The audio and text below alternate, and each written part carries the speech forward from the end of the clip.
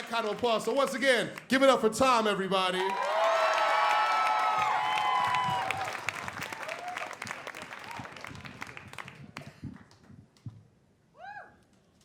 Hi.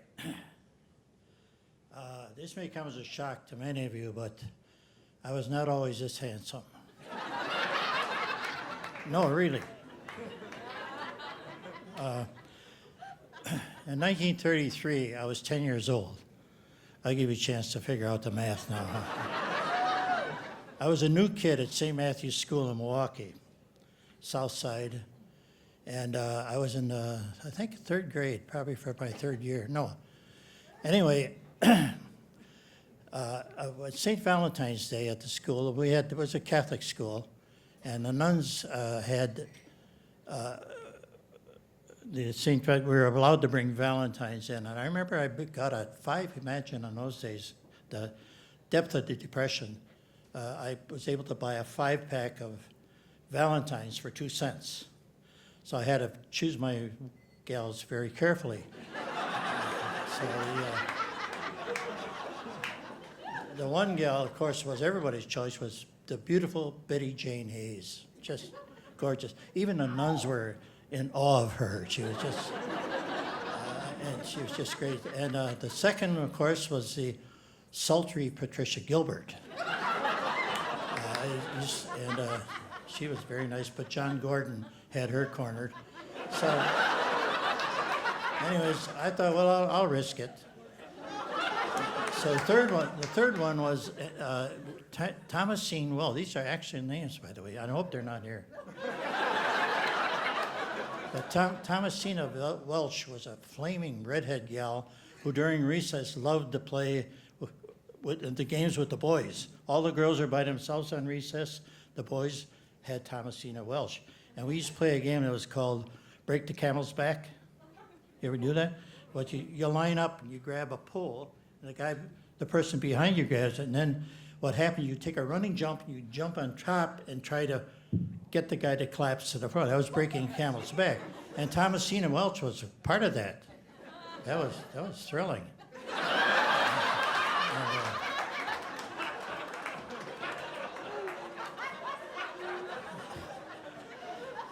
My fourth choice was Dolores Pichowski. Now, Dolores was not plain. She was sort of pretty, but the main attraction for most of us was that she was an early maturer. Of majestic proportions. And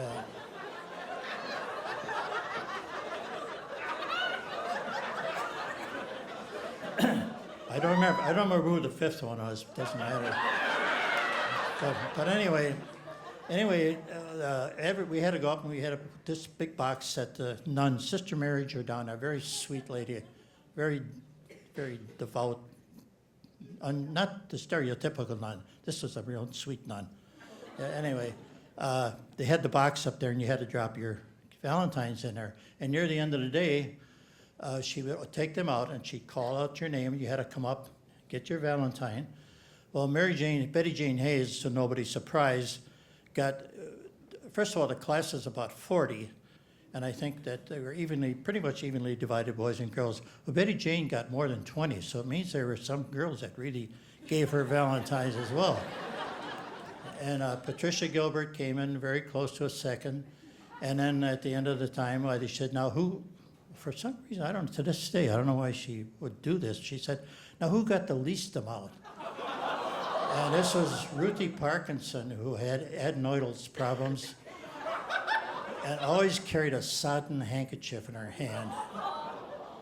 So anyways, so then used to drip. So anyway, then we started with the boys, and to nobody's surprise, the boy that got the most was Billy Belot, that star who later became a great football player. He played for Creighton. And he was tall, handsome, blonde, good-looking guy. Donald Lavelle was a close second. Lavelle was kind of sly. He was my idol. I liked his style. And then they all went down the line. I don't remember who was third or fourth. Finally, she said, Now let's see, who got the least? And somebody said, Jimmy Sweeney. Jimmy Sweeney got up and he said, how many did you get, James? 2. So it should have stopped right there, but Jimmy Sweeney, damn his soul, said, Sister, Tom Sitter didn't get any. That's precisely, you know. There's nothing worse than pity. You can hate me, you can detest me, you can ignore me, isolate me, but don't pity me. So anyway, so the day, finally after that mantle of pity was lifted from me, it was kind of forgotten about, near the end of the day, Sister Mary Giordano said, oh my goodness, what have we here?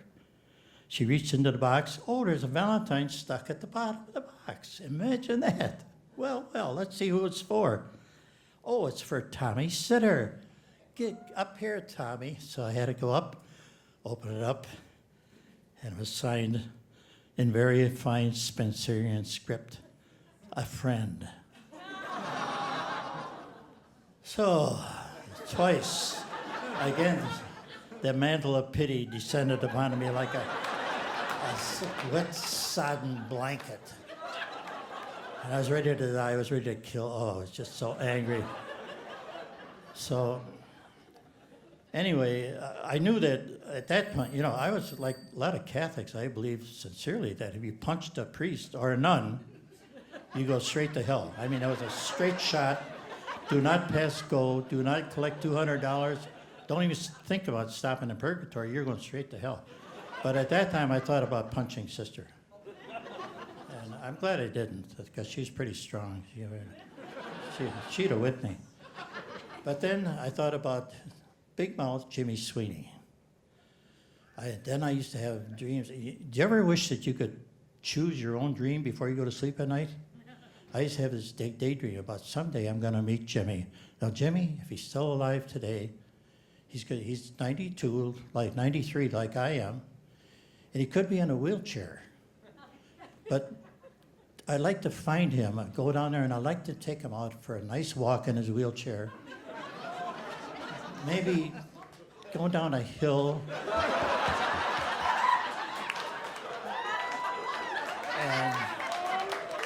And then inexplicably, my hands would slip from the and he would careen down the hill which ended at a busy intersection and into traffic. Anyway, if anybody knows where Jimmy Sweeney is, let me know.